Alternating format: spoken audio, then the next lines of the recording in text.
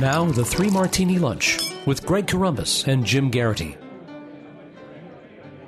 And welcome, everyone, to the Friday edition of the Three Martini Lunch, along with Jim Garrity of National Review. I'm Greg Corombos of Radio America. We have good, bad, and crazy martinis for conservatives today. Jim, we start with the good, and it looks like millennials just aren't very excited about the 2016 campaign. Can't imagine why, because the rest of us are so thrilled about this. But no, according to Gallup, they are by far the least excited group heading into the 2016 election. Overall, 69% of U.S. adults say they will definitely vote. Now, when you look at previous cycles, some of those people are clearly lying. But nonetheless, those who are 55 and older, 82% say they're going to vote. 35 to 54, 72% say they're going to vote. 18 to 34, just 47% say they're going to vote. And given what we know about millennials and their hard drift to the left, the fact that Hillary Clinton's not far left for them on certain issues, or they're just not enamored with her, hey, whatever their logic, given where their ideology is these days, I'll take it. It might not matter at the top of the ticket, but it might matter on a lot of other races. You know, Greg, maybe we've judged these millennials too quickly and too harshly. Maybe they have a little more common sense than we thought, meaning that if you're, I'm trying to think, I don't know whether I voted in 96. I know that Bush in 2000 was the first time I voted in a presidential year. And we can all debate about the legacy of George W. Bush in your first vote. How'd you like to make your first vote? The first time you finally get this major right as a citizen. The first time you get a voice in who's going to run the country. And these are your options. It's hard to begrudge them that. Maybe some are going to go to Gary Johnson or going to go to Jill Stein or something like that. But if you look at them all and you say, I don't like any of them, they're bad, they're all out for themselves, they're all arrogant, they're all smug. For once, the snot-nosed little punks have a point. And we shouldn't necessarily discourage them. Else we turn into the townspeople in that South Park episode, trying to make the kids choose between two really awful mascot options. So the other thing which is kind of useful is that for a long time, young people tended to vote for the Democrats and for parties of the left. Obviously, there was a decent amount of enthusiasm for Bernie Sanders. And so there was kind of this sense of, all right, is this kind of a natural phenomenon that, it was Winston Churchill's statement that if you're under 30 and you're not a liberal, you have no heart. Sorry, Winston. And if you're over 30 and you're not a conservative, you have no brains. That's correct. They're generally people over the course of their life, started out on the left and then kind of drifted over to the right. You and I would argue because they learn things. They figure out how the world works and say, oh, those ideas don't work after all. Going back to 1992 and Madonna doing her Rock the Vote commercials, there was a serious effort amongst pop culture to get young people to vote, and more than a few of us felt like there was more than a little bit of a thumb on the scale about who you were supposed to vote. You vote for those cool, hip Democrats and not those old, crotchety Republicans. Well, this year, I think it was over at Olive Pundit points out that we've got, Funny or Die segments. Katy Perry took her top off to encourage young people to vote. And this is not a blanket opposition to Katy Perry taking her top off. It's just an observation. This is a dumb reason to vote for somebody. No, you should go out and vote for completely different reasons. Get your pop culture out of my politics. And according to these numbers, at least, it's not really working. The young people, you cannot persuade them to vote for bad options because you bring out a bunch of celebrities and they, do things and they try to make it cool. So considering how I think this is one of the worst trends in our politics, I kind of have to say a rare moment of attaboy, millennials. You let that apathy work for you. When they say, yes, we can, you need to say, no, I'm not. Little perspective here as Gallup provides numbers from previous cycles. Back when Barack Obama was first elected back in 2008, 74% of millennials said they were definitely going to vote. That's 18 to 34.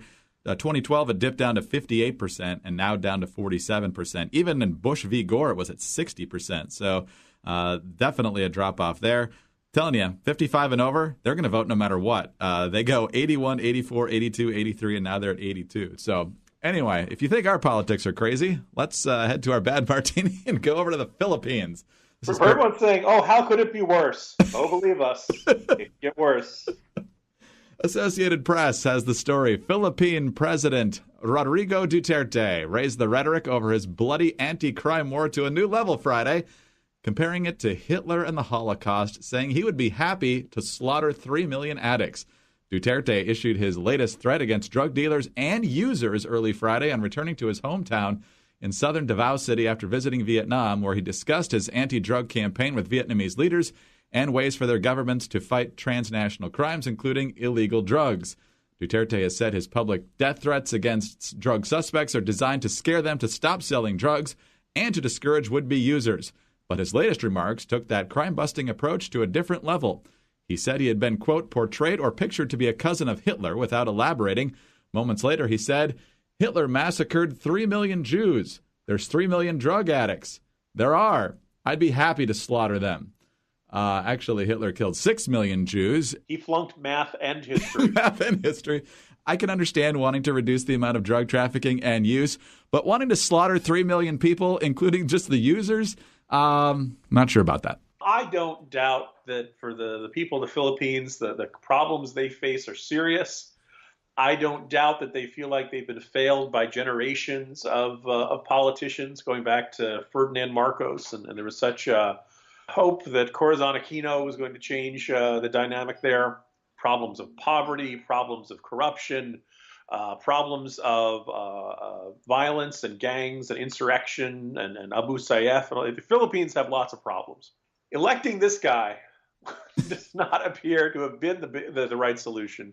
He apparently, remember they had the Asian summit about a month ago, and he just flipped out and started saying all kinds of obnoxious things about President Obama.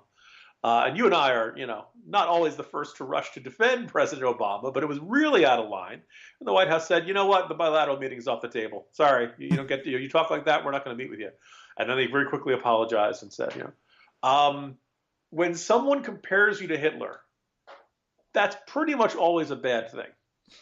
You can't pull out look, I'm going to make the trains in this country run as well as Mussolini. I'm pretty... So, like I said, people say, oh, could it be worse? Yes, it could be worse.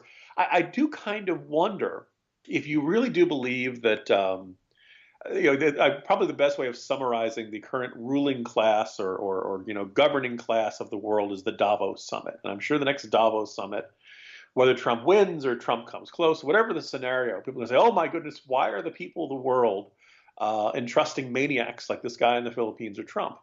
Well, maybe it's a reflection of the job you're doing, guys. Right? I mean, if people really do feel like your way has been tried and failed, they're going to look at other options, including options you've dismissed as crazy. So as much as this guy is a giant glaring, cautionary tale of you should not entrust your country's future to a maniac, and we really have good reason to shudder when he says, yeah, I'm a little bit like Hitler. Yeah, I'm going to be that good.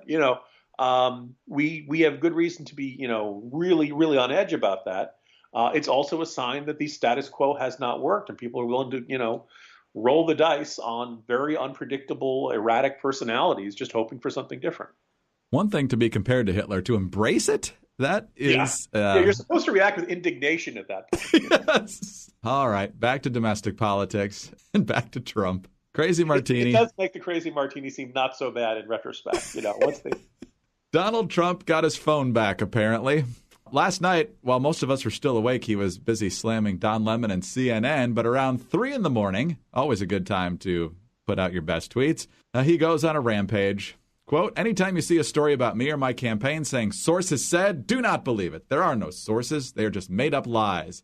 Then he gets in to Alicia Mikado, the former Miss Universe. Wow, crooked Hillary was duped and used by my worst Miss Universe. Hillary floated her as an angel without checking her past, which is terrible. Next tweet. Using Alicia M. in the debate as a paragon of virtue just shows that crooked Hillary suffers from bad judgment. Judgment spelled wrong. Hillary was set up by a con. Not done yet. Did crooked Hillary help disgusting, parenthesis, check out sex tape and past, parenthesis, Alicia M. become a U.S. citizen so she could use her in the debate? Jim, the media after the debate was clearly going to run with this story for a couple of days, but now it's going to run with it for another 4 days. Because Trump has decided to keep this going. And not only does he allege citizenship fraud, essentially, to get Alicia Mikado as an issue, but he's encouraging people less than 6 weeks from an election to look at a sex tape. So this is the Republican nominee for president. Yeah. Yep, here we are. And it inspired quite a bit. First of all, think about like how could have or should have Trump handled the Alicia Machado scandal allegation claim there. One response I saw from a lot of Trump supporters is, "What, you just believe her?" Well, the idea of Trump saying something really obnoxious and offensive and insulting, I don't. It doesn't strike me as that crazily implausible, right? We all know he has this long history of getting into these spats with people. We all know that he rips into people when he thinks they've failed him or something. So the idea, do I believe her? Look, there's a context of Trump saying these sorts of things that makes it a little more plausible than it would for the average person. But yeah, maybe Alicia Machado is lying about the whole thing. The easiest, I think, best defense Trump could have and should have put out there and said, look, this election isn't about what some beauty queen says. I said 20 years ago, this election is about your future and what are we going to do for the American people? It's about bringing back the jobs. It's about securing us from ICE, blah, blah, blah. You pivot back to what you want to talk about. As I pointed out on Twitter today and in kind of the Morning Jolt, at the debate, Donald Trump brought one of the survivors of the Benghazi attack back in 2012, who's been kind of out there as a surrogate. He's there in the audience. At any point during that debate, when they briefly brought up ISIS, he could bring that up. He could say, I have Mark Geist in the audience, and I want everyone to look at him and applaud him for his service. And I want us to recognize that we have failed men like that through failure to give them the backup they needed, failure of the VA. There's all kinds of ways he can go on this. But what you do is you use a little bit of jujitsu. You do you take whatever they're saying and saying, this is a distraction, this is a non-issue. I'm going to talk about this. And I really do think Americans would like to hear more about what we're going to do with the VA than about what this woman said 20 years ago. I think that's got a better chance of success. He didn't do that. And for all week long, he's been talking about her and doing interviews and mentioning, and he keeps getting into it. And you could tell clearly this gets under his skin. You can tell clearly this is something that he takes personally, and he's determined, and he can't let her have the last word. He kind of goes into a rage about this. And the late night tweeting is probably the best example of just how he has zero impulse control. And so a lot of my friends are on the Trump bandwagon. They're doing everything they can to elect this guy. And there's a part of you're working harder than he is. Clearly, he didn't spend a great deal of time preparing for the debate. They didn't use podiums. They didn't use a stand-in for Hillary. He didn't do any of the traditional stuff because he knew what he was doing. Well, did he? If he didn't mention Benghazi, if the Clinton Foundation didn't come up, if none of her weaknesses came up, and I keep hearing people saying, well, it's Lester Holt's fault. Well, okay, you can't help Lester Holt. Donald Trump can help Donald Trump, right? He's got to do his job. It's his job to go up there and do a good job making the sales pitch for himself.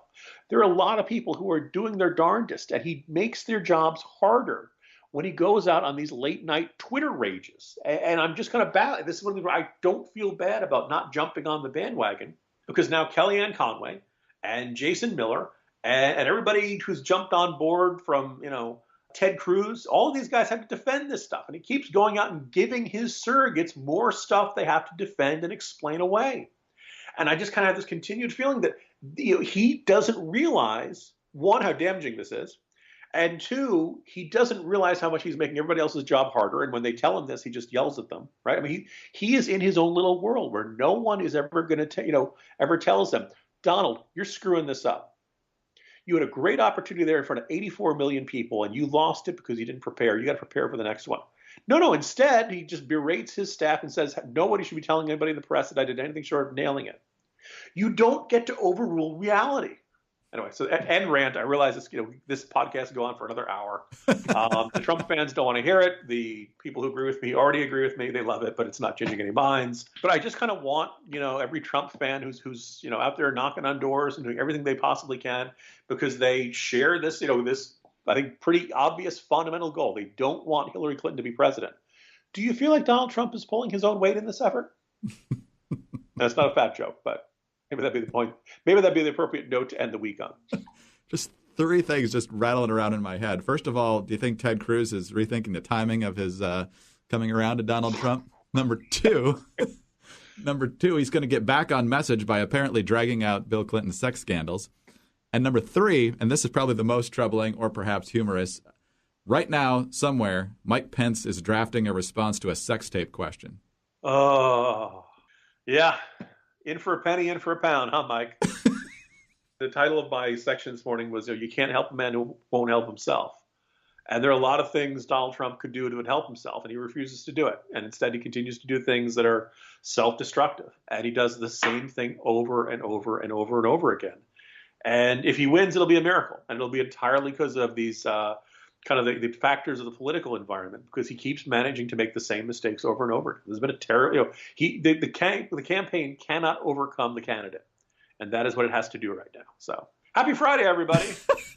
We need this weekend badly. Jim, talk to you Monday. See you Monday, Greg. Jim Garrity of National Review. I'm Greg Corombos of Radio America. Thanks for being with us today. Have a great weekend, and join us again on Monday for the next 3 Martini Lunch.